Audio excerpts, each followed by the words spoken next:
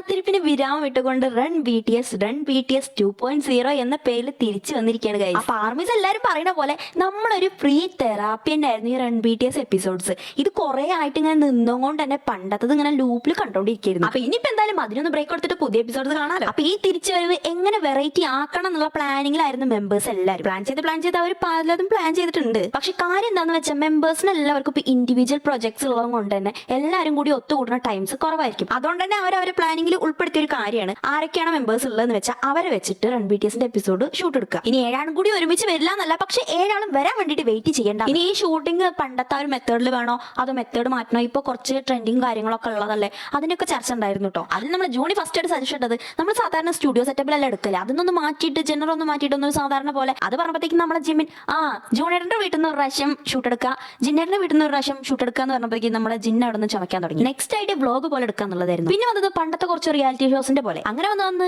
Shooting abroad നിന്ന് എടുത്ത് എങ്ങനെ ഉണ്ടാവുന്നു വന്നു. അങ്ങനെ ഐഡിയ വന്നപ്പോൾ ആറും പറഞ്ഞു അത് നമുക്ക് അങ്ങനെ വലിയ സുഖം ഉണ്ടായിരിക്കില്ല അബ്രോഡ് നിന്ന് ഷൂട്ട് ചെയ്യാൻ. അപ്പൊ ഷുഗ പറഞ്ഞു അങ്ങനെയല്ലല്ലോ, അബ്രോഡ് നിന്ന് ഷൂട്ട് ചെയ്താൽ ഒന്നും കൂടി നല്ലതാവില്ല എന്ന് പറഞ്ഞു. ജിന്നേട്ടൻ അതിനെ അപ്പം തന്നെ എതിർത്തുകൊണ്ട് പറ്റൂല എന്ന് പറഞ്ഞു, അതൊരു സുഖം ഉണ്ടാവില്ല എന്ന് പറഞ്ഞു. അതിന്റെ ഇടയിൽ കൂടെ ഒരു ഐഡിയ വന്നത് ഷുഗേട്ടന്റെ ഗിറ്റാർ വായന, അതായത് ASMR പോലത്തെ സംഭവം, അത് ചെയ്ത് എങ്ങനെ ഉണ്ടാവും. പിന്നെ ഒരു ഐഡിയ വന്നത് നമ്മളെ ഈ ഒരു കണ്ടന്റ് ക്രിയേഷൻ റീക്രിയേഷൻ ഒക്കെ ഉണ്ടല്ലോ, അത് റീക്രിയേറ്റ് ചെയ്യണ പോലത്തെ ഇപ്പോഴത്തെ ചലഞ്ചുകൾ ചെയ്യാൻ, ഷോർട്ട് ഡ്രാമകൾ. പക്ഷെ അതിൽ അഭിനയത്തിൽ അവർക്ക് അത്രയ്ക്കായിട്ട് ഉറപ്പില്ലാത്തതുകൊണ്ട് അതങ്ങോട്ട് വേണ്ടാന്ന് വെച്ച്. പിന്നെ ലോങ് ടേം പ്രൊജക്ടുകളായിട്ട് ചെയ്താൽ എങ്ങനെ ഉണ്ടാവും. ആ സമയത്ത് നമ്മുടെ ജൂണി പറഞ്ഞു ഞാൻ ഡ്രൈവിംഗ് ലൈസൻസ് എടുക്കുന്നത് അങ്ങനെ ഒരു ഇതായിട്ട് ഷൂട്ട് ചെയ്താൽ മതിയായിരുന്നു എന്ന് പറഞ്ഞു. അപ്പൊ മെമ്പേഴ്സ് ഒക്കെ അത് ശരിയാണെന്ന് പറഞ്ഞു. ആ സമയത്ത് നമ്മുടെ ജങ്കുക്കിറിന് ഐഡിയ എന്താ അറിയോ, എന്ന് നമുക്ക് പൈലറ്റിന്റെ ലൈസൻസ് എടുക്കുന്നത് നമുക്ക് പ്രൊജക്ട് എടുത്താലോ എന്ന് മാരത്തോൺ ആയിട്ട് ചെയ്താലോ. ആ സമയത്ത് ഷുഗ പറഞ്ഞു എനിക്ക് ലോങ് ടേം പ്രൊജക്ടുകൾ പറ്റില്ല, അത് വേണ്ട. ജിമിൻ ഇംഗ്ലീഷ് പഠിക്കണതോ അല്ലെങ്കിൽ ബോട്ട് ഉണ്ടാക്കണോ നോക്കിയാലോ. ആ സമയത്ത് ജിന്നേട്ടൻ പറഞ്ഞു ഏതെങ്കിലും ഒന്നിൽ നീ ഉറച്ചു നിൽക്ക്. ഈ ടൈമിൽ നമ്മുടെ ഹോബി ഈ ബോട്ട് ഉണ്ടാക്കണത് എന്താ ക്വസ്റ്റ്യൻ മാർക്ക് ഇട്ടപ്പോൾ ജിന്നേട്ടൻ പറഞ്ഞു അല്ലെങ്കിൽ ഇപ്പൊ ജിമിൻ കുറച്ചായിട്ട് ഗെയിമോ കളിക്കണ്ടല്ലോ ബോട്ട് ഉണ്ടാക്കണൊക്കെ, അതായിരിക്കും ഉദ്ദേശിച്ചത്. അത് കേട്ട് ഹോബി പറഞ്ഞു നിനക്ക് അല്ലെങ്കിലും ഗെയിമും